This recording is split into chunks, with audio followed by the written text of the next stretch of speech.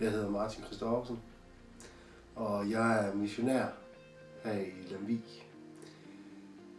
Velkommen på vores hjemmeside. Jeg håber, at du kan finde de informationer, som du ønsker. Ellers er du altid velkommen til at kontakte mig. Noget af det, som jeg synes, der er den vigtigste opgave for en missionær, det er at have tid til at lytte. Til at være der for mennesker. Så derfor vil jeg gerne opfordre til at bruge mig.